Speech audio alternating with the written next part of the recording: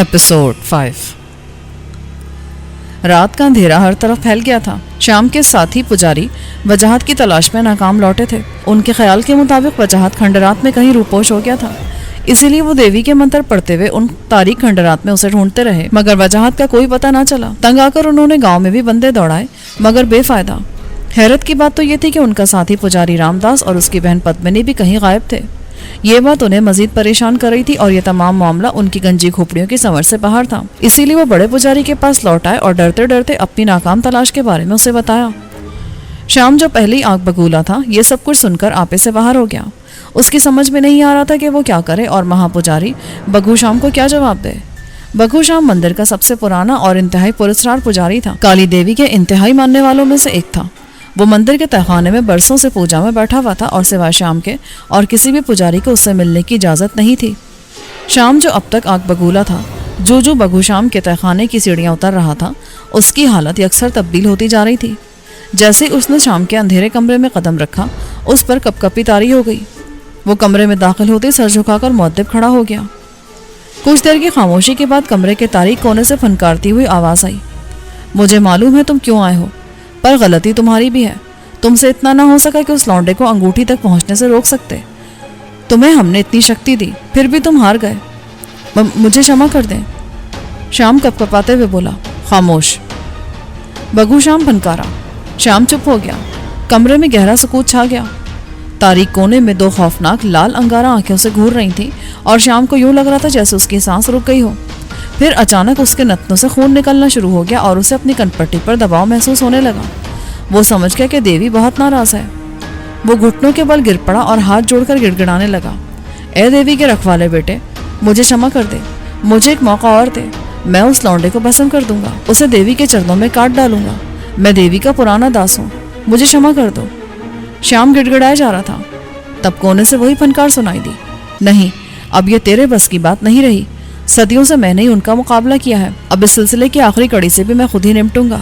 जा, तू दफा हो जा और देवी के चरणों में बैठकर माफी मांग। वो तुझसे बहुत नाराज है। जा, दफा हो जा। शाम उल्टे कदमों भागा और बालाई मंजिल पर पहुंचकर देवी के बुत के सामने माथा टेककर गिड़गिड़ाने लगा। तकरीबन 850 बरस कबल बरसगीर की सरजमीन पर काले इल्म के आमिलों का राज था और हिंदू मत के इंतहा पसंद जो काली देवी के पुजारी थे, काले इल्म के माहिर तरीन आमिल शुमार होते थे। काली माँ के उन पुजारियों का एक तवील सिलसिला था जिसका सरकर्दा शंकर श्याम भगवान था।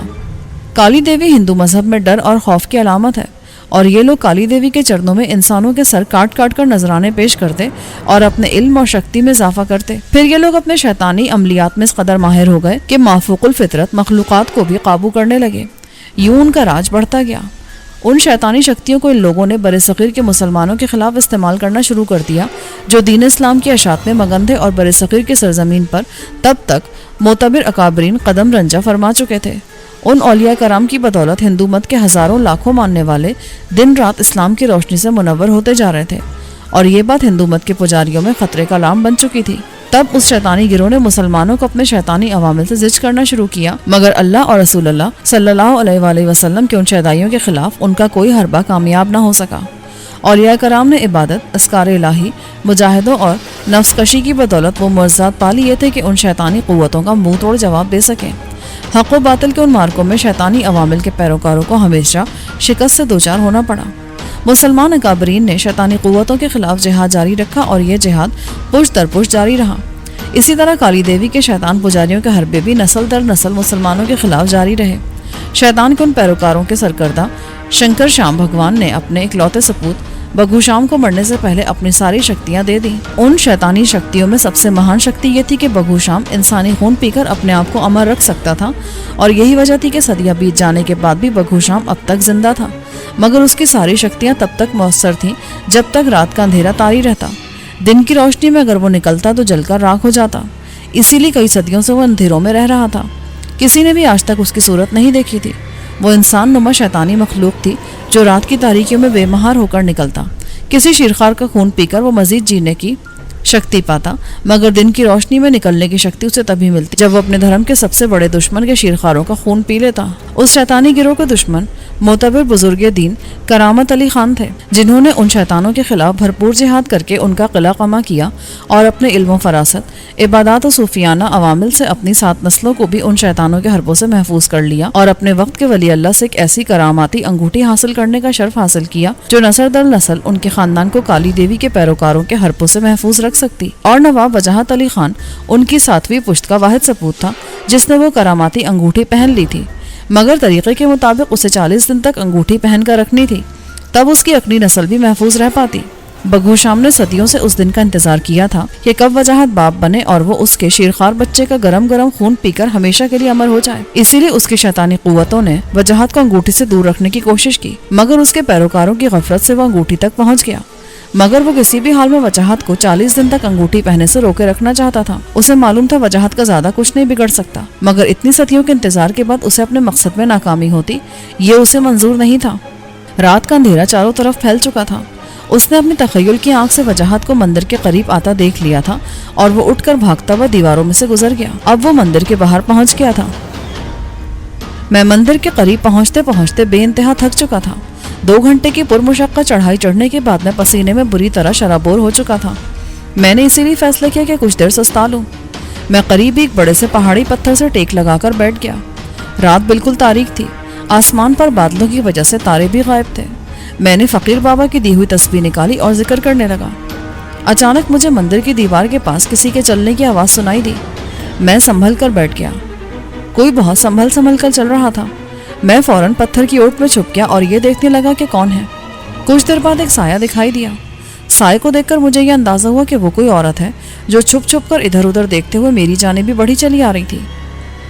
अचानक मंदिर से कई लोगों के बाहर आने की आवाजें सुनाई दी और कुछ पुजारी हाथों में मशाल उठाए दिखाई दिए। वो यकीनन उस लड़की को ढूंढ रहे थे, क्योंकि उनके निकलते वो लड़की भागती गिरती पड़ती किसी आड़ को ढूंढने लगी।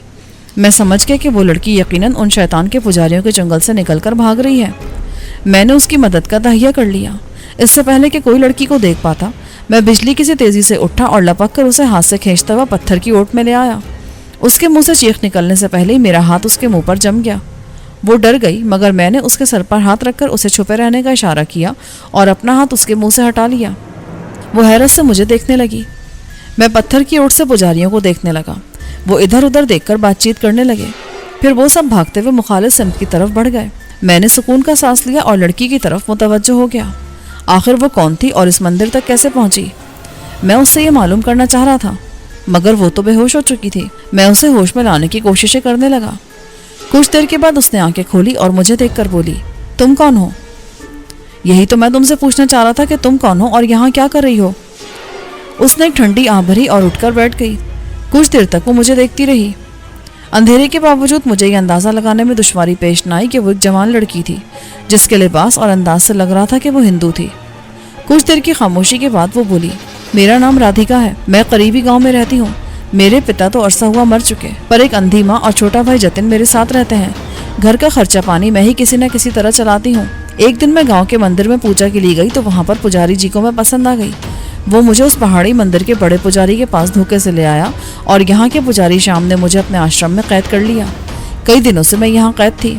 ये बड़े जालिम लोग हैं। मैंने उनके आगे बड़े हाथ जोड़े कि मेरी अंधी माँ और छोटा भाई मेरे बगैर भूखे मर जाएंगे, मगर उन्हें मुझ पर जरा भी रहम ना आया। आज रात मैं मंदिर के चोर रास्ते से भाग निकली, मगर उन्हें मेरे निकलने की खबर हो गई, इसीलिए वो मेरा पीछा कर रहे हैं। भगवान के लिए मुझे यहाँ से दूर ले चलो, वरना मैं इन लोगों के हत्थे लग गई तो ये लोग मुझे काट डालेंगे। तुम फिक्र मत करो, मैं भी इन लोगों से लड़ने आया हूँ। मेरी भी हमदर्द इन लोगों की कैद में है। उसे भी इसी मंदिर नुमा कैद खाने से निकालना है मैंने। क्या तुम उस सिख लड़की रानी की बात कर रहे हो जिसे ये लोग काले इल्म के जोर पर उड़ा कर लाए थे? हाँ।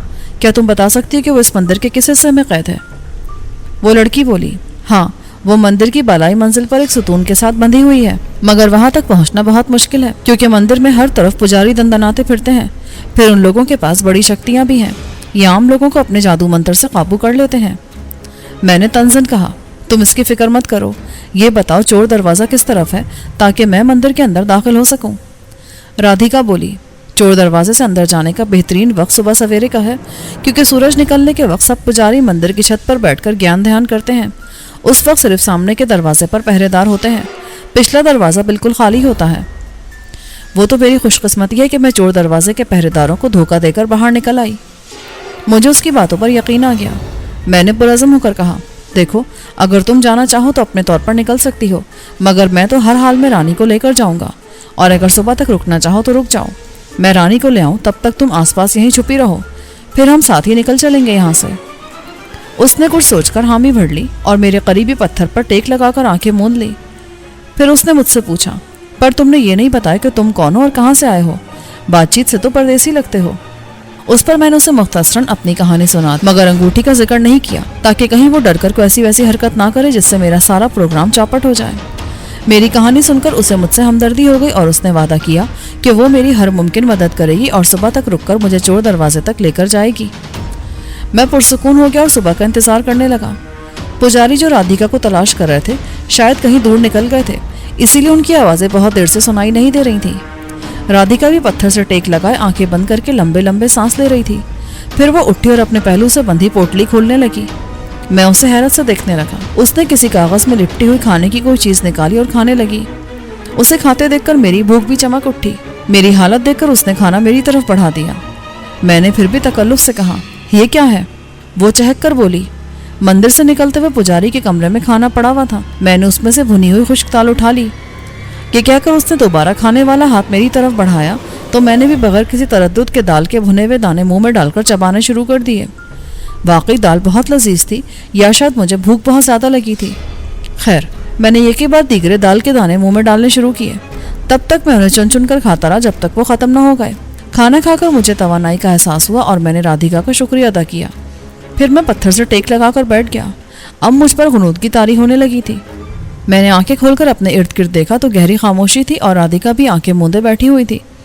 میں نے نہ چاہتے ہوئے بھی آنکھیں موند لی اور پھر میں نیند کی گہری وادیوں میں چلا گیا۔ رادھیکا نے وجاہت کو کھانے میں بے ہوشی کی دوا دے دی تھی۔ وہ کچھ دیر تک خاموش پڑی اسے تکتی رہی۔ اس کی آنکھوں میں عجیب سی چمک تھی۔ جب اسے تسلی ہو گئی کہ وجاہت مکمل طور پر بے ہوش ہو چکا ہے تو وہ اٹھ کھڑی ہوئی۔ اس کا جسم بدلنے لگا اور کچھ لمحوں بعد وہاں رادھیکا کا جسم بھگوان شیام کی جسامت میں تبدیل ہو چکا تھا۔ اس کی لال انگارہ خوفناک آنکھیں کسی وحشی بھیڑیے کی طرح چمک رہی تھی۔ اس نے وجاہت کو نفرت بھری نظروں سے دیکھا اور پھر اس کی نظریں وجاہت کی انگلی میں پڑی ہوئی کراماتی انگوٹھی پر جم گئیں۔ رادھیکا نے خوفزدہ نظروں سے ان پجاریوں کو دیکھا جو مشعلوں کی روشنی میں اسے ڈھونڈتے ہوئے اسی طرف بڑھ رہے تھے۔ شاید اسی لیے وہ مہر بلب تھی۔ میں نے اسے خاموش دیکھ کر پوچھا، بولتی کیوں نہیں ہو؟ جلدی سے بتاؤ اسے کہاں رکھا گیا ہے؟ اس سکھ لڑکی کو انہوں نے… ابھی اس نے اتنا ہی کہا تھا کہ پجاریوں میں سے کوئی چیخا، ادھر چھپی ہوئی ہے۔ میں نے اس کی آواز خود سنی ہے۔ پجاریوں کے خوف سے وہ خاموش ہو گئی۔ شاید وہ بہت زیادہ خوفزدہ تھی۔ اگر اجالا ہوتا تو میں یقیناً دیکھ لیتا کہ اس کے چہرے کی رنگت سفید پڑ گئی ہے، کیونکہ اس کا بدن کانپ رہا تھا۔ میں نے اس کے کان میں سرگوشی کی، تم خود کو سنبھالو، ان سے ڈرنے کی ضرورت نہیں ہے، میں سب کو ان کی اوقات بتا دوں گا۔ کراماتی تسبیح اور انگوٹھی کی موجودگی نے میرا اعتماد بہت زیادہ بڑھا دیا تھا، حالانکہ اس سے پہلے میں خود بھی اسی کی طرح خوفزدہ تھا۔ وہ سب بہت ظالم ہیں، ان سے بچنا بہت مشکل ہے۔ اگر میں پکڑی گئی تو مجھے وہ زندہ نہیں چھوڑیں گے۔ بس تم دیکھتی رہو۔ میرے ہاتھوں میں کراماتی تسبیح تھی اور انگلی میں انگوٹھی، یہی دونوں میرے ہتھیار تھے۔ میں نے اس میں اعظم کا ورد کرنا شروع کر دیا کہ پجاریوں میں سے کسی نے چیخ کر کہا، ساودھان، یہاں بھی کوئی گپت ہے، کوئی دشٹ آتما، کوئی سادھک، نہیں، کوئی گمبھیر سمسیا ہے۔ سب مل کر کالی ماتا کا ہون کرو، اسے پکارو، ماں کی مدد درکار ہے۔ وہ رہا، اس پتھر کے پیچھے میں نے کسی کو دیکھا ہے۔ اس نے اشارہ کیا اور وہ سب دوڑ پڑے۔ وہاں پر کوئی جگہ ایسی نہیں تھی جہاں میں چھپ سکتا، اسی لیے میں کھڑا ہو گیا۔ بولو، کیا چاہتے ہو؟ میں بے خوف ہو کر پتھر کی اوٹ سے نکل آیا۔ تم کون ہو اور ہمارے مندر کو اب پوتر کرنے کیوں آئے ہو؟ تمہارے مندر سے مجھے کچھ لینا دینا نہیں ہے، میں ادھر بھٹک کر آ گیا ہوں۔ سمجھ گیا، تم وہی دشٹ ہو جس کے بارے میں ہر طرف ہاہاکار مچی ہوئی ہے۔ شیام جی مہاراج کے تمام داس تمہیں کھوج رہے ہیں۔ میں تمہاری ہتیا کر کے شیام جی مہاراج کا سیوک بنوں گا۔ مجھے کیسے ختم کرو گے؟ ایسے جیسے کیا جاتا ہے۔ یہ کہہ کر اس نے پھونک ماری۔ مجھے ایسا لگا جیسے میرے تن بدن میں آگ سی بھر گئی ہو۔ پتہ نہیں اس نے مجھ پر کون سا عمل کیا تھا۔ میں خود کو سخت اذیت میں محسوس کر رہا تھا۔ مجبوراً میں نے گھبرا کر ورد شروع کر دیا، جس کا نتیجہ بھی سامنے آ گیا۔ میری رگوں میں دوڑنے والی بے چینی ختم ہو گئی۔ یہ میری دعا کی تاثیر تھی یا اس تسبیح کی کرامت؟ بس تیرے اندر اتنی سی قوت تھی۔ اب دیکھ میں کیا کرتا ہوں۔ یہ کہہ کر میں نے ان کی طرف تسبیح کو اٹھا کر جھٹکا دیا۔ یہ میری دعا کی تاثیر تھی یا اس تسبیح کی کرامت کہ وہ سب اپنی جگہ اس طرح جم کر کھڑے ہو گئے جیسے برف باری میں منجمد ہو گئے ہوں، لیکن یہ وقفہ طویل ثابت نہ ہوا اور وہ فوراً ہوش میں آ گئے۔ شاید انہوں نے توڑ کر لیا تھا۔ زخمی سانپ زیادہ خطرناک ہوتا ہے، وہ بھی خطرے کی علامت بن گئے۔ ان میں جو سب سے آگے تھا لگتا تھا وہ سب سے زیادہ قابل ہے۔ اس نے جھک کر مٹھی میں ریت اٹھائی اور کچھ پڑھ کر میری جانب اچھال دی۔ ریت کے ذرات میرے جسم سے ٹکرائے اور مجھے ایسا لگا جیسے میرے جسم سے شعاعیں سی نکلی ہیں اور ان ذرات کو جلاتی چلی گئی ہیں۔ میرا یہ کمال انہوں نے بھی دیکھا تھا۔ شاید انہیں حیرت بھی ہوئی تھی، لیکن وہ جلدی سنبھل گئے۔ سامنے کھڑے ہوئے آدمی نے کہا، بس اتنے سے شعبدے معلوم ہے، اب میرا یہ وار روک سکتے ہو تو روک لو۔ یہ کہہ کر اس نے آسمان کی طرف منہ اٹھا کر کچھ پڑھا اور پھونک ماری۔ پھونک مارتے میں اچنبے میں پڑ گیا۔ شمال کی جانب سے آسمان پر اڑتی ہوئی ایک ہنڈیا نظر آئی۔ اس میں آگ سلگ رہی تھی۔ میں جان گیا کہ یہ اس کا آخری حربہ ہے۔ اس قسم کی ہنڈیا کو موٹ کہتے ہیں، جو دشمن کا تعاقب کر کے اسے جلا کر مار دیتی ہے۔ میں نے اس میں اعظم والی دعا کا ورد کرنا شروع کر دیا۔ نتیجہ حسب خواہ نکلا۔ وہ موٹ اڑتی ہوئی میرے سر پر آئی اور اسی تیزی سے مڑی جیسے کسی نادیدہ ہاتھ نے اسے پکڑ کر واپس پھینک دیا ہو۔ وہ انہی پجاریوں کے سر پر گردش کرنے لگی تھی اور وہ سب خوفزدہ انداز میں چیخ رہے تھے، ہر ہر مہادیو۔ میں نے یہ منتر دھرم سنگھ سے سنا تھا۔ اسی نے بتایا تھا کہ یہ گایتری منتر کہلاتا ہے اور مصیبت کے وقت پڑھا جاتا ہے۔ میں ان کی چیخو پکار سے محسوس ہو رہا تھا کہ بڑے پجاری نے کچھ پڑھ کر موٹ کی طرف پھونک ماری۔ موٹ میں جمع شدہ آگ الٹ کر زمین پر گری، ہنڈیا بھی ٹوٹ کر بکھر گئی۔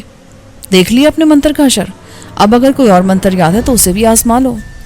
میں نے تنزیہ انداز میں کہا، یہ تو ابتدا ہے، تجھے میں بھی بتاتا ہوں کہ ہم کالی مائی کے بھکتوں سے ٹکرانے کا انجام کیا ہوتا ہے۔ تیری کیا اوقات، میرے ساتھ میرا اللہ ہے، تو اپنی فکر کر، اب میں تجھے جواب دینے لگا ہوں۔ یہ کہہ کر میں نے اسی اسم اعظم والی دعا کو پڑھ کر اس کی طرف پھونک ماری، مگر اس سے پہلے ایک چیل نے مجھ پر جھپٹا مارا۔ چیل نے میرے سر پر پنجہ مارنے کی کوشش کی تھی، مگر یہ کوشش اسے مہنگی پڑی تھی۔ اس کے پنجے میرے بالوں سے ٹکرائے تھے کہ اس کے جسم میں آگ بھڑک اٹھی۔ چیخ کی کریہ چیخ کافی دیر تک گونجتی رہی، پھر وہ مندر کے اوپر جا گری۔ ابھی اور کچھ باقی رہ گیا ہے تو وہ بھی آزما لو۔ تم تو بہت بڑے جادوگر ہو، تبھی تو ہر منتر کا توڑ کر رہے ہو۔ اس پجاری نے ہاتھ جوڑ لیے، وہ شکست تسلیم کر چکا تھا۔ میں مسکرا کر بولا، تم سب مل کر بھی میرا بال باقا نہیں کر سکتے، اسی لیے میرے راستے سے ہٹ جاؤ۔ میں اس لڑکی کو لے کر جا رہا ہوں۔ تم اسے لے کر نہیں جا سکتے۔ کیوں؟ مجھے کون روکے گا؟ یہ لڑکی اگر یہاں سے گئی تو تم پر کالی مائی کا غضب گرے گا۔ یہ اس مندر کی بالداسی ہے اور بالداسی مندر کی ملکیت ہوتی ہے۔ بالداسی ان عورتوں کو کہا جاتا ہے جنہوں نے خود کو مندر کے لیے وقف کر رکھا ہو۔ یہ مندر کی صفائی ستھرائی کرنے، دیوی دیوتا کے سامنے ناچنے کے علاوہ کچھ نہیں کرتی۔ باہر کے لوگ یہی سمجھتے ہیں کہ یہ پوری طرح پاک پوتر ہوتی ہیں، مگر اندر کی خبر رکھنے والے اچھی طرح جانتے ہیں کہ یہ مظلوم لڑکیاں پجاریوں کے ستم کا شکار ہوتی ہیں۔ اگر میرا بس چلتا تو میں ہر مندر میں پڑھنے والی داسیوں کو آزاد کرا دیتا۔ اسی لیے میں نے قدرے بلند آواز میں کہا، اگر روک سکتے ہو تو روک لو۔ پھر میں نے لڑکی کا ہاتھ پکڑا اور قدم آگے بڑھا دیے۔